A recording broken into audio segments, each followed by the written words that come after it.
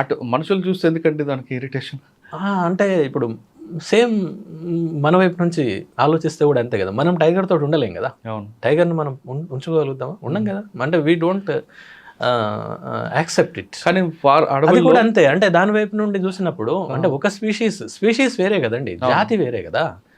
నన్ను చంపడానికి వచ్చారని అది భావన ఉంటుంది. అంతే, తప్పకుండా భయమే, ఎవరికైనా భయమే. అంటే ఒక జాతి ఇంకో జాతిని చూసినప్పుడు ఆటోమేటిక్గా ఉంటుంది. మళ్ళీ అది కాకుండా ఇవేంటంటే వన్యప్రాణులు. వన్యప్రాణులకు జనరల్గా ఉండేటువంటి టెండెన్సీ ఏంటంటే అవి షై యానిమల్స్ ఉంటుందన్నమాట సహజంగానే. అంటే సహజాతం, అది ఇన్స్టింక్ట్. అది సాధారణంగా ఏదో మనం కొన్ని ఇది ఈకో టూరిజం ప్రాంతాలు అలవాటు పడిపోయినవి ఉంటాయి. అలవాటు పడిపోయిన వీళ్ళు మొత్తం జనాలు అంతా జిప్సీలలో పోయి ఫోటోలు తీయడం చూస్తుంటే టైగర్ అక్కడే ఉంటుంది, పోదు. అది అలవాటు పడిపోయి ఉంటాయి. అంటే దానిపైన హ్యూమన్ ఇంప్రింట్ ఉంటుంది అనమాట. అవి తప్ప సహజంగా అడవిలో ఉండేటువంటివి మాత్రం ఎప్పుడు కూడా మనల్ని చూడడం కాదు, వాటి సెన్సెస్ చాలా స్ట్రాంగ్గా ఉంటాయి. అంటే వినేటువంటిది, చూసేటువంటిది చాలా స్ట్రాంగ్ ఉంటుంది. ఇప్పుడు టైగర్ కూడా మన చూపు కంటే దాని యొక్క చూపు 6 రెట్లు ఎక్కువ ఉంటుంది. 6 రెట్లు. అడవిలోకి వెళ్ళిన తర్వాత ఎక్కడి నుంచో మనం చూస్తుంది కదా. చూస్తుంది, గమనిస్తుంది. చాలా ఈజీగా తెలిసిపోతుంది వాటికి. ఇప్పుడు మీరు కుక్కను, పిల్లిని మీరు గమనించండి, అది అక్కడే ఉంటుంది. దాని చెవిని ఇట్లా తిప్పుతూ ఉంటుంది, చూసారా మీరు? రాడార్ లాగా అలా ఉంటుంది అది. అంటే they get lot of information by listening very carefully and their senses are very strong అట్లా అనమాట. అందుకని చాలాసార్లు మనకు కనబడదు టైగర్, మనం చూడడానికి వెళ్తాం, కానీ అది మనల్ని చూసి సాధారణంగా అవి పలాయనం వెళ్ళిపోతాయి. ఎందుకంటే ఫారెస్ట్ డిపార్ట్మెంట్ పనిచేస్తున్న వాళ్ళకి టైగర్ చూడాలని కోరుకుంటుందట.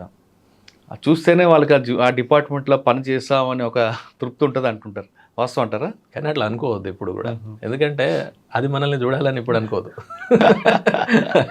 నిజంగా ట్రూ ఆఫీసర్ ఎవరు కూడా అట్లా అనుకోరు. కాకపోతే మానవ సహజం జీల్ ఉంటుంది కదా, చూడాలి అనేటువంటిది. మనం వాటి గురించి పనిచేస్తాం, అంతేగాని వాటిని చూడడం కోసం వెళ్ళడం అనేది కూడా కరెక్ట్. సడన్గా టైగర్ మనకు ఎదురైంది అనుకోండి, మనం ఏం చేయాలి? ఎస్కేప్ అవ్వాలంటే రాళ్ళతో కొట్టాలా, కర్రతో కొడతారు? ఏం చేయకూడదు. అవి ఎప్పుడు కూడా మన మీదకి రావు. ఓకే, ఇందాక మనం చెప్పుకున్నట్టుగా వాటి యొక్క భయం వాటికి ఉంటుంది. చూసి అవి రిట్రీట్ అయిపోతుంది, వెళ్ళిపోతుంది. ఓకే, అప్పుడప్పుడు ఈ జరిగేటువంటివి ఎలా జరుగుతుంటే సడన్ కాన్ఫ్రంటేషన్ అనమాట. అంటే టక్న ఇప్పుడు ఆ మూల నుంచి అది వస్తుంది, ఈ మూల నుంచి మనం వెళ్తాం, కొన్ని అడుగుల తేడానే ఉంటుంది. ఉండేసరికి ఏం చేయాలో పాల్పోక మీద పడతాయి అన్నమాట. అలాంటి సందర్భాలే ఎక్కువ. ఎందుకంటే అసలు ప్రధానంగా ఒక విషయం ఆలోచించాలి, వాటి యొక్క ఆహారము అంగిలేట్స్ అంటాం, అంటే దుప్పులు, జింకలు, గిట్టలు ఉన్నటువంటి జంతువులు, వాటి ఆహారం అది వాటి యొక్క మెయిన్. మనిషి కాదు. మనిషి ఆహారం అయితే మనుషులు మిగిలేవాళ్ళ? మిగిలేవాళ్ళు కాదు కదా. కాదు, వాటిని తింటుంది అది. ఇలా మరణాలు లేకపోతే ఇంజురీస్ జరగడానికి కారణం ఏంటంటే సడన్ కాన్ఫ్రంటేషన్. లేకపోతే కొన్ని యానిమల్స్ అండి చాలా తక్కువ, అది కొన్ని ఏం చేయలేనటువంటి స్థితిలో, అంటే గిట్టలు ఉన్నటువంటి జంతువులు దుప్పుల్ని కూడా అవి పట్టలేని స్థితికి చేరిపోతాయి కొన్నిసార్లు, డిసీజ్ కారణంగా, ఓల్డ్ ఏజ్ కారణంగా. అవి కొన్నిసార్లు ఇట్లా మ్యాన్-ఈటర్గా మారుతాయి. అట్లాంటి వాటిని మ్యాన్-ఈటర్ అంటారు. కానీ అట్లాంటివి రేర్. అది ఒకవేళ అలాంటివి ఉంటే మనం వన్యప్రాణి చట్టం 1972 ప్రకారం చీఫ్ వైల్డ్ వార్డెన్ అని ఉంటారు. అంటే ఇక్కడ ఉన్న వన్యప్రాణుల మొత్తానికి ఫారెస్ట్ డిపార్ట్మెంట్లో he's the boss. He will give orders to shoot it. అంతే, ఏం లేదు అందులో. ఎందుకంటే జాతి యొక్క సంరక్షణ ఇంపార్టెంట్. ఇక్కడ మ్యాన్-ఈటర్ అని ఎలా మనం ఐడెంటిఫై చేయాలి? దానికి కూడా ప్రోటోకాల్స్ ఉంటాయి. ఇష్టం ఉన్నట్టుగా చేయడం కాదు. పలానా పులి ఇలా మారింది అని అంటే నిజంగా అదే జరిగిందా దాన్ని, ఎందుకంటే అన్నీ ఒకేలాగా ఉంటాయి.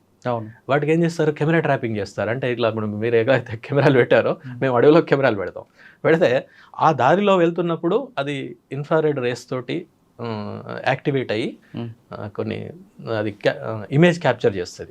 చేసినప్పుడు దాని మీద ఉండే లైన్స్ ఉంటాయి, వాటిని మేము స్ట్రైప్స్ అంటాం. ఆ స్ట్రైప్స్ ఒకదానికి ఉన్నది ఇంకో దానికి ఉండదు ప్రపంచంలో దేనికి కూడా. మనకు ఫింగర్ ప్రింట్ ఎట్లానో దానికి అట్లా. అవునా? అట్లా మూడే కనిపిస్తుంటాయి. 3 కాదు, ఆరెంజ్ ఉంటుంది కదా, బ్లాక్ లైన్స్ ఉంటాయి, ఆరెంజ్ ఉంటాయి. ప్యాటర్న్ ఎట్లా ఉంది, వంకలు ఉందా, నిలువుగా ఉందా, అడ్డం ఎట్లా తేడా ఉంటాయి. అవి తేడా ఉంటుంది. ఆ అడ్డంగా ఉండవు, అన్నీ ఇట్లా నిలువుగా ఉంటాయి. ఆ ఉన్నటువంటి ప్యాటర్న్ నేను మీకు చెప్పాను కదా, యూనిక్ అనమాట. ఒక టైగర్కి ఉన్నటువంటిది అదే, మళ్ళీ ప్రపంచంలో ఇంకో దానికి ఉండదు.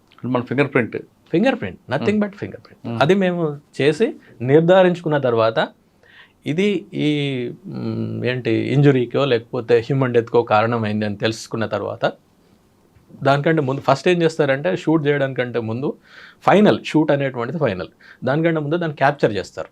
దాన్ని క్యాప్చర్ చేయడం అనేటువంటిది కూడా చాలా పెద్ద పని. దానికి వెటర్నరీ డాక్టర్స్ వాళ్ళ యొక్క సలహా తీసుకుంటారు, వాళ్ళ అజమాయిషీలోనే పనిచేయాల్సి ఉంటుంది. ఎందుకంటే అది వెటర్నరీకి సంబంధించిన విషయం కదా. మన ఫారెస్ట్ ఆఫీసర్ కరెక్టే కానీ దానికి సంబంధించిన ఎక్స్పర్టీస్ వాళ్ళే ఉంటారు. సో ఇటు చీఫ్ వైల్డ్ వార్డెన్ నుండి పర్మిషన్ తీసుకొని వాళ్ళ నుండి, అలాగే షూటర్స్ ఎక్స్పర్టీస్ ఉండాలి అందులో కూడా. మనకు కూడా ఉంటే పర్వాలేదు, లేకపోతే మనం వేరే వాళ్ళని తీసుకోవాలి. ఇట్లా ఒక టీం ఫామ్ చేస్తారు.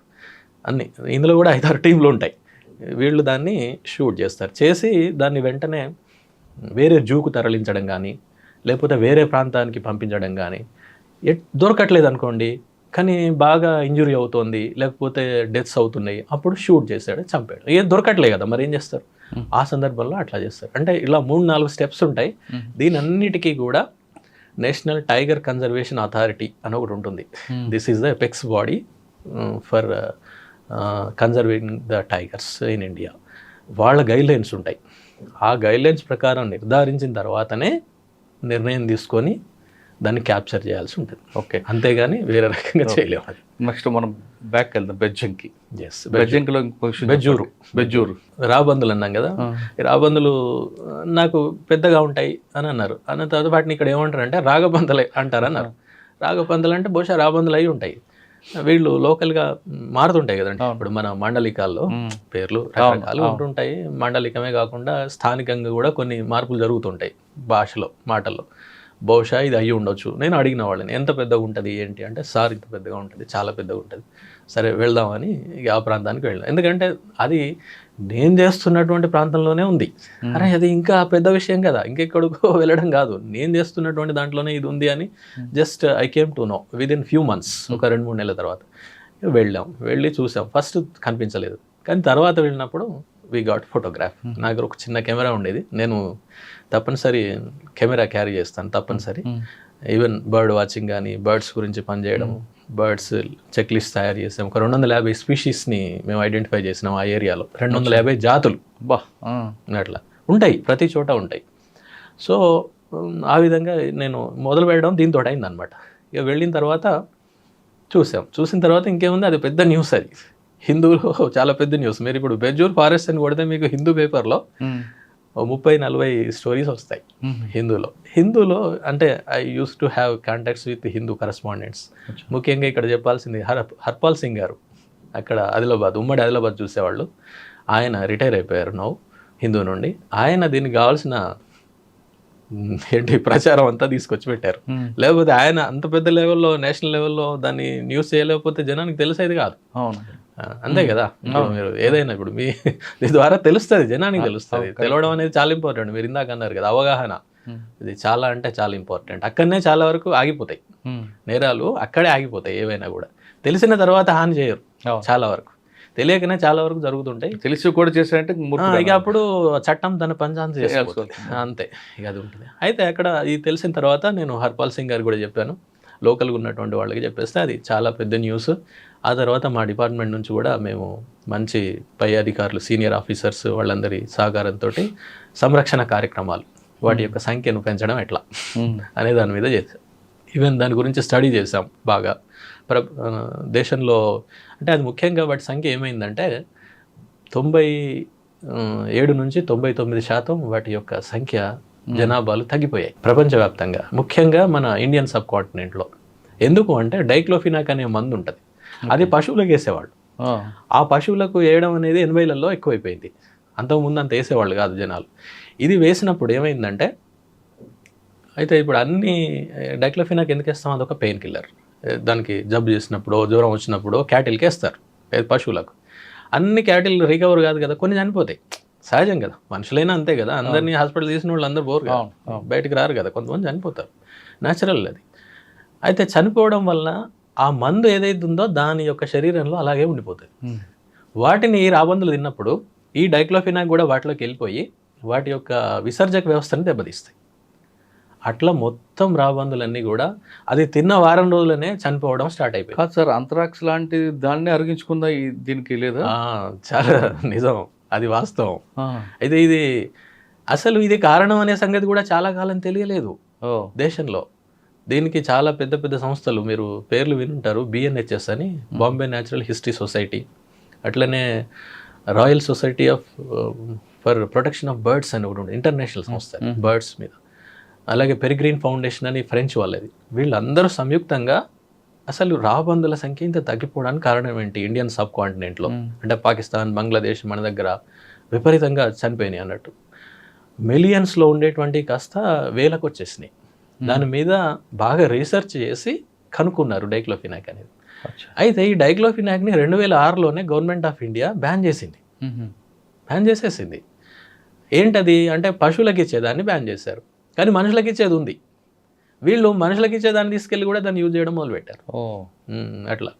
సో డైక్లోఫినాక్ని వాడకుండా చూడడం, అంటే దానివల్ల రాబందుల సంఖ్య తగ్గిపోయింది. తగ్గిపోయింది. ఓకే, ఒకసారి బెజ్జంకి వద్దాం. బెజ్జూర్ మీరు వెళ్ళేసరికి ఆ ప్రాంతం మావోయిస్ట్ పార్టీకి బాగా ఎఫెక్టెడ్, బాగా వాళ్ళదే ఉంటారు. మీకు ఎవరైనా ఎదురుపడిందా ఎప్పుడైనా? ఇప్పుడు లేదండి, నెవర్. ఎందుకంటే నా పని నేను చేస్తుంటాను, మన పని మనం చేస్తాం, వాళ్ళ పని ఉంటే ఉంటారు. ఎందుకంటే మీరు అన్నట్టు పక్కన ఉన్న గడ్చిరోలి జిల్లా ఉన్నాయి కదా, అవి బాగా ఇన్ఫెస్టెడ్. ఇటు అంతగా ఉన్నట్టుగా నాకు గుర్తులేదు. ఇప్పుడు లేదు అసలు ఎప్పుడు మనకు వాళ్ళ మా వీధుల్లో ఎక్కువగా మావోయిస్ట్ పార్టీ ఫస్ట్ అటాక్ చేసేది, వార్నింగ్ ఇచ్చేది మీ డిపార్ట్మెంట్ కదా? నిజమే. కానీ ఏంటో ఎంతకాలం పనిచేస్తారంటే ఇక్కడ బెజ్జూర్లో? సుమారు 5.5 సంవత్సరాలు చేస్తారు. ఫస్ట్ పోస్టింగ్ ఫౌండేషన్ వచ్చింది. ఎస్, నిజమే. అదంతా అక్కడ నిజంగా అక్కడ పనిచేసే వాళ్ళు కూడా, ఈవెన్ వాచర్స్ ఉంటారు, స్టాఫ్ ఉంటారు, అక్కడ చేస్తున్నటువంటి వాళ్ళు మంచి నాలెడ్జబుల్ ఉంటారు. మళ్ళీ మనతోటి అంతా తిరుగుతారు. ముఖ్యంగా ఫారెస్ట్ ఆఫీసర్ చేయాల్సిన ఏంటంటే అడవిలో తిరగాలి, అడవిలో కాలినడకన తిరిగితే మీకు నాలెడ్జ్ వస్తుంది. ఇక మిగతా వాళ్ళందరూ I don't think they will have that practical experience if they don't patrol on foot. నడవకపోతే మాత్రం అంత ఉంటుందని నేను అనుకోవట్లేదు.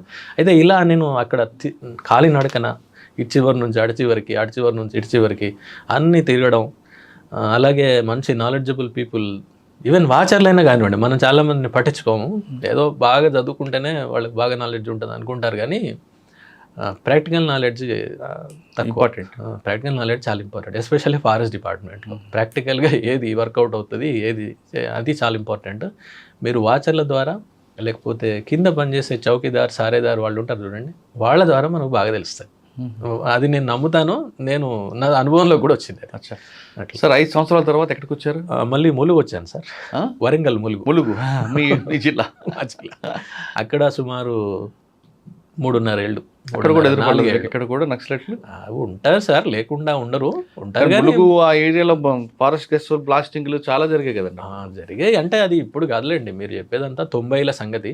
మా చిన్నతనంలో విపరీతంగా వినేది ఉండేది. కానీ ములుగులో ఎంతకాలం ఉంటే 2 years? 4 ఏళ్ళు ఉన్నా సార్. 4 ఏళ్ళు ములుగు మొత్తం అంతా?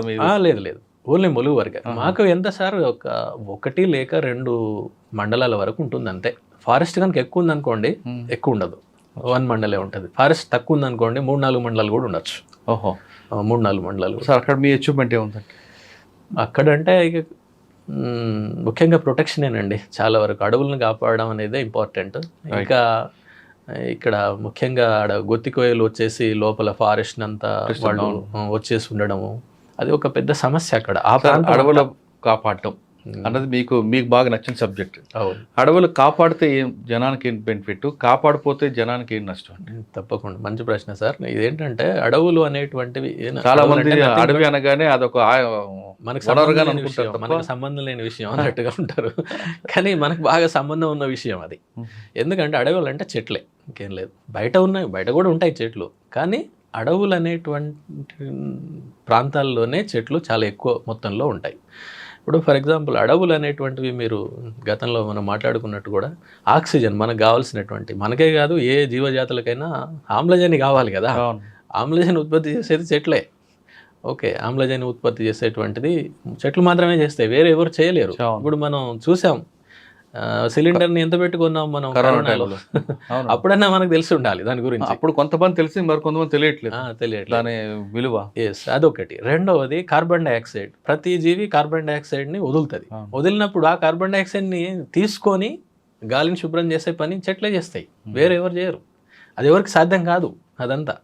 దానికి ఇప్పుడు ఇట్లా అలాగే నేల, ఇది లోపల పైన క్రింద ఉన్నటువంటి మృత్తిక ఉంటుంది కదా, ఆ మృత్తికే మన పంటలకు అన్నిటికీ కారణం. అంటే కొన్ని సెంటీమీటర్ల నుంచి కొన్ని ఇంచుల వరకే ఉంటుంది, సెంటీమీటర్లే అనుకోండి.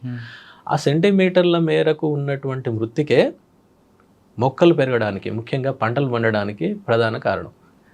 చెట్లే లేవనుకోండి, అది కొట్టుకుపోతుంది. వేల సంవత్సరాలుగా, మిలియన్ల సంవత్సరాలుగా ఏర్పడినటువంటి మృత్తిక చెట్ల యొక్క ఆచ్ఛాదన కనుక పైన లేకపోతే అది కొట్టుకుపోతుంది. అది కొట్టుకుపోయిందంటే మనం ఎన్ని కష్టాలు పడ్డా కూడా పంటలు పండవు. ఓకే, అంతేకాదు ఫారెస్ట్ ఏంటంటే జీవ వైవిధ్యం అంటాం కదా, జీవ వైవిధ్యానికి నిలవులు అనమాట. జీవ వైవిధ్యం అంతా అందులోనే ఉంటుంది. జీవ వైవిధ్యం అంటే అన్ని రకాల జంతువులు, అన్ని రకాల చెట్లు, అన్ని రకాల జాతులు ఉండడం. ఎందుకంటే ఒకదానికొకటి లింక్ అయి ఉంటాయి. ఇప్పుడు మీకు ఇందాక ఫారెస్ట్ ఈకోసిస్టంలో ఒక జంతువు చచ్చిపోతే ఒకదాని మీద ఒకటి ఏ విధంగా ఆధారపడి ఉంటుందో నేను ఒక ఉదాహరణ చెప్తాను. ఇందాక రాబందులదే.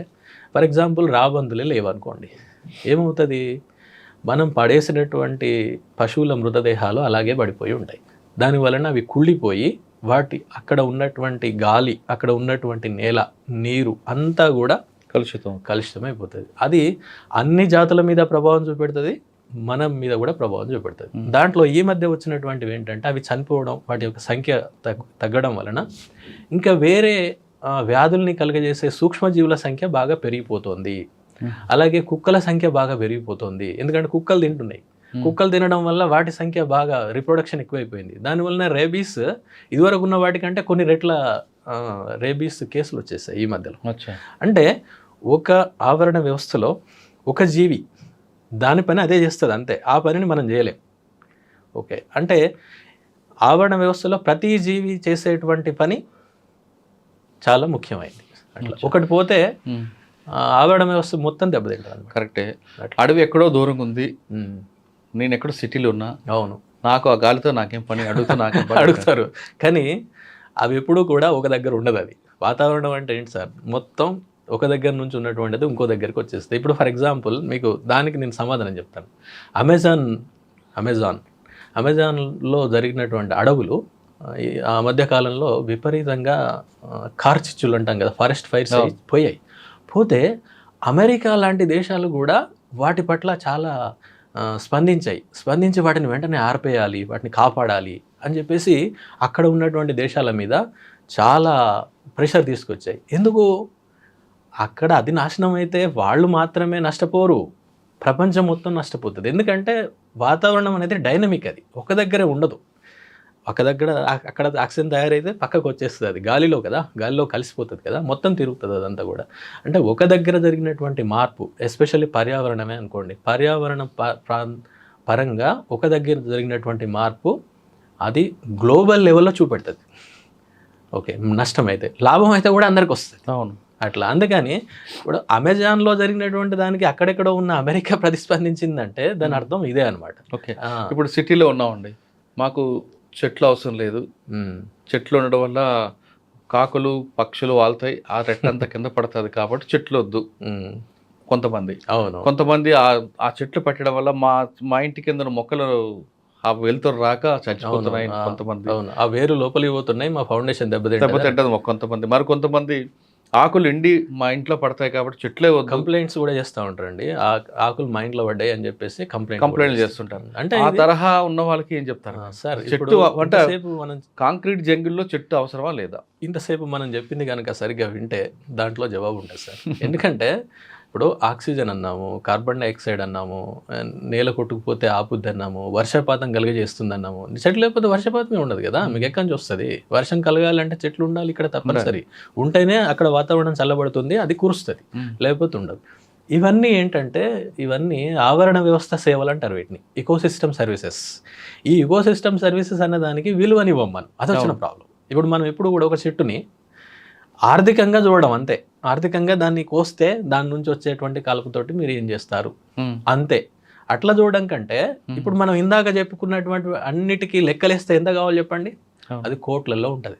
ఒక 50 సంవత్సరాల చెట్టు అది ఇచ్చేటువంటి ఎకోసిస్టమ్ సర్వీసెస్కి లెక్కలు కనుక కడితే కోట్లలో ఉంటుంది. అయితే ఇదంతా కూడా మన దురదృష్టవశాత్తు మన దగ్గర లేదు, కానీ వెస్టర్న్ కంట్రీస్లో వచ్చేసింది అది. ఇప్పుడు అమెరికా లాంటి దేశాల్లో వాళ్ళు ఏం చేస్తారంటే ఒక పీస్ ఆఫ్ ల్యాండ్లో ఫారెస్ట్ కనుక ఉంటే ఆ ఎకోసిస్టమ్ సర్వీసెస్కి అంతా లెక్కలు కడతారట. లెక్కలు కట్టేసి ఆ పక్కన ఉన్నటువంటి కమ్యూనిటీ ఎవరైతే దాన్ని నుంచి బెనిఫిట్ పొందుతున్నారో వాళ్లకు ట్యాక్స్ రూపంలో లేక సెస్ ఏదో అంటారు కదా, దాని మీద వేసేసి అక్కడ నుంచి తీసుకొని మళ్ళీ దాన్ని డెవలప్ చేయడం కోసం ఉపయోగిస్తారు. సార్, ఇంటి ముందు మొక్కలు పెట్టుకుంటారు కొంతమంది. అవును. దానివల్ల పర్యావరణం ఉంటుందా, ఆక్సిజన్ వస్తుందా, లేదా ఇంటి ముందు షోక్ అయినా? తప్పకుండా వస్తుంది, ఏదైనా వస్తుంది. అయితే ఇందులో ఏంటంటే సార్ కొన్ని ఎస్థెటిక్ సెన్స్ కూడా కొన్ని ఉంటాయి. ఫర్ ఎగ్జాంపుల్ రోడ్లు వెంట మనం అవెన్యూ ట్రీస్ అని పెడతాం, అంటే చూడడానికి అందంగా ఉంటుంది అనిపించడం. కానీ ఎందుకు సార్ ఆ చెట్లు వాటి మీద ఒక కాకి వాళ్ళతో పెట్టుకోవాలి కదా? అంటే కొంచెం మనం ఏం చేయాలంటే ఇక్కడ మనం చేయాల్సినటువంటి పని నేటివ్ స్పీషీస్, అంటే ఈ ప్రాంతంలో ఉన్నటువంటి మొక్కలు. ఇందులో కూడా కొన్ని రకరకాల రంగులు కలిగిన పూలను ఉన్నటువంటి మొక్కలు, లేకపోతే ఆర్థికంగా మనకు ఉపయోగపడేటువంటి మొక్కలు మన ప్రాంతంలో పెరిగినవి కూడా ఉన్నాయి కదా. సపోటా, సీతాఫలాలు పెట్టండి, ఎక్కడ ఏవైతే ఏంటి, ఏవైనా పర్వాలేదు. అలాగే ఆ చెట్లు పెట్టడం వల్ల వేర్లు భూమిలోకి వెళ్ళిపోయి కిందనున్న పిల్లర్లను చుట్టి మొత్తం పడిపోతాయని ఒక అట్లా ఏం లేదు సార్. ఇప్పుడు పెద్ద చెట్లు ఏంటంటే ముఖ్యంగా ఫైకస్ జాతులు ఉంటాయి, మర్రి లాంటివి. అవి బాగా బలంగా ఉంటాయి, కానీ మిగిలినవి అంతగా ఉండవు. అంత పెద్దగా మీరు ఎప్పుడైనా చెట్టు కూలిపోయినప్పుడు చూడండి, దాని యొక్క వేర్లు ఎంత పెద్దగా బలంగా ఉన్నాయో. అంత పెద్దగా ఏమి ఉండవు. మనం అనుకుంటాం చెట్టు ఇంత పెద్దగా 10-20 మీటర్లు ఉంది కదా, నిజంగా దాని యొక్క వేరు కూడా 20 మీటర్లు ఉందేమో. అట్లా ఉండదు. అది జస్ట్ మీకు 2 మీటర్ల కంటే ఎక్కువ ఉండదు, దేనిదైనా ఎక్కువ ఉండదు. మరి కొంతమంది డౌట్ అండి, మొక్కలు నీళ్ళు పోస్తాం, మొక్కలకి ఒక రోజు నీళ్ళు పోయిపోతే ఎండిపోతుంటాయి, కానీ వృక్షాలకి రోజు ఎవరు నీళ్ళు పోయారు. అవును. మరి ఆ వాటర్ ఎక్కడి నుంచి వస్తుంది? అవి ఎస్టాబ్లిష్ అయిపోతాయి, లోపల ఉన్నటువంటి మాయిశ్చర్ని అవి ఎప్పటికీ తీసుకుంటాయి అన్నమాట. ఇంకొకటి మీరు ఇందాక మనం చెప్పుకున్న ఎకోసిస్టమ్ సర్వీసెస్లో ఈ భూగర్భ జలాలని వాటిని సరిగ్గా ఉంచే విధంగా, వాటర్ టేబుల్ అని మనం అంటాం కదా, వాటిని సరిగ్గా ఉంచే విధంగా చూసేవి కూడా చెట్లే. ఒకవేళ మీకు అక్కడ ఏమి చెట్ల యొక్క ఆచ్ఛాదన లేదనుకోండి, వర్షం పడదు. వర్షం పడకపోతే లోపలికి పోదు కదా, ఏది పోయేది లేదు కదా అక్కడ. సో ఒకవేళ వర్షం పడ్డా కూడా మొత్తం రన్ ఆఫ్, మొత్తం అంతా బయటకు వెళ్ళిపోతాం. అదే చెట్లు ఉన్నాయనుకోండి ఏమవుతుంది, చిన్నగా వెళ్తుంది. దీనికి ఒక అటవీ అధికారి చెప్పిన ఒక చిన్న ఎగ్జాంపుల్ మీకు చెప్తాను. ఇప్పుడు మనకు అంతా జుట్టు ఉందనుకోండి, కొంచెం నీళ్లు పోసాం, ఏమవుతుంది, వెంటనే కారో ఏం లేదు గుండె అయిపోయింది, మనం పోసాం, ఏమవుతుంది, వెంటనే మీరు ఏ డ్రాప్ కూడా అక్కడ ఆగుదా. అంటే కామన్ మ్యాన్కి తెలిసే విధంగా ఆయన ఒక చిన్న వీడియో కూడా నేను చూసా. అది చాలా అంటే స్ట్రైట్గా వెళ్ళిపోయింది విషయం. మనం దాని గురించి పావుగంట మాట్లాడాల్సిన అవసరం లేదు. సింపుల్గా ఈ విధంగా చెట్ల యొక్క వేళ్ళు ఈ మాయిశ్చర్ని పట్టి ఉంచుతాయి అన్నమాట.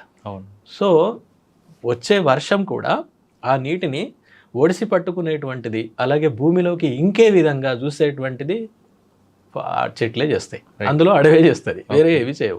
కాబట్టి ఎక్కడైతే అడవి ఉండదో అక్కడ మీకు భూగర్భ జలాలు కూడా తక్కువ ఉండే అవకాశం ఉంటుంది. అంటే ఎక్కడైనా సరే అడవిని పోషించాలి, మనం కాపాడాలి. మనం తప్పకుండా. సార్, ములుగు నుంచి ఎక్కడికి వచ్చారండి? ఇక ఇప్పుడు ప్రస్తుతం ములుగు నుంచి ఇక్కడికి వచ్చేస్తాను అంతే. నేను 10 ఏళ్ల పాటు ఫారెస్ట్లో చేశాను, పూర్తిగా ఫారెస్ట్ అంటే ఫారెస్ట్. ఇక తర్వాత ఒక 2 years అయింది సార్ ఇక్కడికి వచ్చి. 2 ఏళ్ల నుండి ఇక్కడ ఏంటంటే ట్రైనీస్ ఉంటారు అంతా, అంటే మా beat officers, section officers, even range officers కూడా ఉంటారు, వేరే రాష్ట్రాల నుంచి వచ్చినటువంటి వాళ్ళు. సో ఇక వీళ్ళ గురించి ఇక్కడ ఏంటి ట్రైనింగ్ ఇవ్వడం వాళ్ళకి. అంటే నేననే కాదు, చాలా మంది ఉంటారు, మీరు 20 మంది ఉంటారు, 15 నుంచి 20 మంది సార్. అందులో అయితే కొన్ని ప్రశ్నలు ఉన్నాయి. ఒక్కొక్క దానికి మీరు కొంచెం బ్రీఫ్గా చక్కగా అందరికి చెప్పాలి. 10 ప్రశ్నలు ఉంటాయి, ప్రయత్నం చేస్తాను సార్. చెప్పండి. ప్రస్తుత పరిస్థితుల్లో పర్యావరణం, అడవుల పాత్ర ఏంటి, అడవుల వల్ల లాభాలు ఏంటి? ఎస్ సార్, ఇప్పుడు ఇందాక నేను చెప్పినట్టుగా ఇంకా గతంతో పోలిస్తే ఇప్పుడు పర్యావరణం పాత్ర చాలా పెరిగింది, ఎందుకంటే నాశనం అయిపోతుంది కాబట్టి అందరూ కూడా దాన్ని పరిరక్షించాలి. మీరు అన్నట్టు ఇందాక కేవలం అటవీ శాఖ పాత్రే కాదు, అందరూ చేయాల్సినటువంటిది. అటవీ శాఖ వాళ్ళు మొత్తం ఇంత పెద్ద ఫారెస్ట్ని కాపాడడానికి ఉండేవాళ్ళు ఒక 5,000 మంది కంటే ఎక్కువ ఉండరు సార్, 5,000 మంది మాత్రమే ఉంటారు. అంతేకాకుండా కమ్యూనిటీ యొక్క తోడ్పాటు లేకుండా మనం ఏం చేయలేం. ఇప్పుడు ఫర్ ఎగ్జాంపుల్ ఒక ప్రాంతంలో నేను పనిచేశాను, అక్కడ 260 చదరపు కిలోమీటర్ల మేర ఫారెస్ట్ ఉంటుంది, 26,000 హెక్టార్లు. ఓకే, 26,000 హెక్టార్లను 5,000 ఏం కాపాడు 12 మంది 5,000 మొత్తం మొత్తం రాష్ట్రానికి మీద కదా, చెప్పాను ఓకే. సార్. మేము ఉండేది 12 మంది ఉండేవాళ్ళం అప్పుడు. 12 మంది మేము ఎట్లా కాపాడతాం అంటే సరే లా ఇంప్లిమెంటింగ్ అదంతా తర్వాత సంగతి, అది చేయొచ్చు, అది చేయడం కాదు. కానీ ఏంటంటే జనాల యొక్క తోడ్పాటు అది లేకుండా మాత్రం మనం చేయలేము. అన్ని చోట్ల చేయాలి అది, విలేజెస్, ఫారెస్ట్ విలేజెస్ అనే కాదు, ఈవెన్ మీరు అన్నట్టు అర్బన్ ఏరియాస్లో కూడా అందరూ చేస్తేనే అవుతుంది. ముఖ్యంగా ఈ అడవుల నిర్మూలన, ఇప్పుడు వ్యవసాయం కోసం ఈ జనాభా బాగా పెరిగిపోవడం, ఇప్పుడు ఇదివరకు ఏదో 30-40 కోట్లు స్వాతంత్ర టైంలో ఉన్నటువంటిది కాస్త ఇప్పుడు మొత్తం ఇంత వచ్చేసరికి భూమి అయితే పెరగలేదు కదా, అందుకని అడవులు నాశనం అయిపోతున్నాయి. నెంబర్ 2, ఆవరణ వ్యవస్థలో మానవుడి స్థానం ఏమిటి? ఎస్ సార్, ఇక్కడ ఏంటంటే ఆవరణ వ్యవస్థ అనేటువంటిది అన్ని జీవజాతులు ఉండేటువంటివి ఒకదాని మీద ఒకటి ఆధారపడి ఉంటాయి. ఇందాక టైగర్ ఎగ్జాంపుల్ చెప్పాను కదా, అట్లా మనిషి అనేటువంటి వాడు కూడా అందులో ఒక భాగం. అంతేగాని ఆవరణ వ్యవస్థ మీద ఉండడు మనిషి. అవును. కానీ మనమేమో మీద ఉన్నట్టు మిగతా వాటి మీద అందరి మీద పెత్తనం చేస్తున్నట్టు మనం అనుకుంటున్నాం. అనుకోవడం వలన కొన్ని జీవజాతులు నశిస్తున్నాయి, మొత్తానికి పోతున్నాయి అట్లా. అది మనం వాటి బాధ్యత కూడా మనదే. ఈ మధ్యలో మీరు చూసే ఉంటారు, ఒక సుప్రీంకోర్టు కేసు ఉంది మొన్న ఈ మధ్యలో, జస్ట్ వారం రోజుల క్రింద. ఒక ల్యాండ్ అది ఫారెస్ట్ భూమి అని చెప్పేసి మనకు వేరే వాళ్ళు మాది అని కోర్టుకు వెళ్ళారు, కాదని చెప్పేసి చెప్పింది. చెప్పడంతో పాటు ఏమందంటే మనిషి అనేటువంటి వాళ్ళు, మనిషి తనకున్నటువంటి మేధో సంపత్తిని మిగతా జీవజాతులకు వాటి యొక్క సంక్షేమానికి కూడా ఉపయోగించాలి అని చెప్పింది అనమాట. అంటే అంతే కదా, మిగిలిన వాటన్నిటికంటే ఇంటెలిజెంట్ కదా మిగతా జాతుల కంటే. అవును సార్. సో అది మన బాధ్యత అనమాట అందరూ. నెంబర్ 3, అడవులు దెబ్బతీయడానికి ప్రధాన కారణాలు ఏంటి? ముఖ్యంగా సార్ ప్రధానంగా ఈ ఒకటి ఇందాక అన్నాను కదా, వ్యవసాయం కోసం చెట్లను కొట్టేసి మొత్తం భూమి అంతా అడవి అంతా సాఫ్ చేసేసి ఎక్కువగా చేస్తున్నటువంటి సందర్భాలు ఉన్నాయి, చాలా చోట్ల ఉన్నాయి అన్నమాట. సో అది బాగా పెద్ద కారణం, ప్రధానమైనటువంటి కారణం. అది పోడు వ్యవసాయం కావచ్చు, లేకపోతే ఛత్తీస్గఢ్ నుండి వచ్చిన కొన్ని ప్రాంతాలు, ముఖ్యంగా గోదావరి బెల్ట్లో వాళ్ళు గొత్తికోయలని ఉంటారు. వాళ్ళు అటువైపు కొంచెం ప్రాబ్లం ఉంది అక్కడ, ఆ శాంతి భద్రత సమస్య, ఏదో సమస్యలు ఉన్నాయి అక్కడ. వాళ్ళు లేకపోతే వాళ్ళు ఇటువైపు ఎందుకు వస్తారు, ఇటు వచ్చేసి వాళ్ళు అడవిలో చేరుతారు. అడవిలో ఎందుకంటే వాళ్ళు ఫారెస్ట్ డ్వెల్లింగ్ ట్రైబ్స్, వాళ్ళు బయట ఉండేవాళ్ళు కాదు. వాళ్ళ జీవన విధానమే అట్లుంటుంది. వచ్చేసి వాళ్ళంతా సాఫ్ చేసేస్తారు ఉండడానికి. అట్లనే వాడు వ్యవసాయం చేయడానికి కూడా వాళ్ళు మొత్తం దాన్ని సాఫ్ చేస్తారు. దాని వలన బాగా నష్టం జరుగుతోంది. కరీంనగర్ నుంచి మీకు ఖమ్మం వరకు ఇది మనకు బాగా కనిపిస్తాయి. మీరు గమనించే ఉంటారు, శ్రీనివాసరావు గారి హత్య కూడా ఆ నేపథ్యంలోనే జరిగింది. అట్లా చాలామంది ఫారెస్ట్ ఆఫీసర్స్ ప్రాణాలు కోల్పోవడం అనేటువంటిది కూడా జరుగుతుంది. ఇంకొకటి డిగ్రడేషన్ అంటే అడవి ఉంటుంది కానీ దాంట్లో ఉన్న వాల్యుబుల్ టింబర్ ఇట్లాంటివన్నీ పోతాయి. అంటే టీకి ఇట్లాంటివి స్మగ్లింగ్ ఉంటుంది చూసారా, అది. అట్లనే వన్యప్రాణుల్ని చంపడం, ఇక ఇలాంటివన్నీ అటవీ నేరాలు ఉంటుంటాయి. వీటి కారణంగా అడవులు దెబ్బతింటున్నాయి.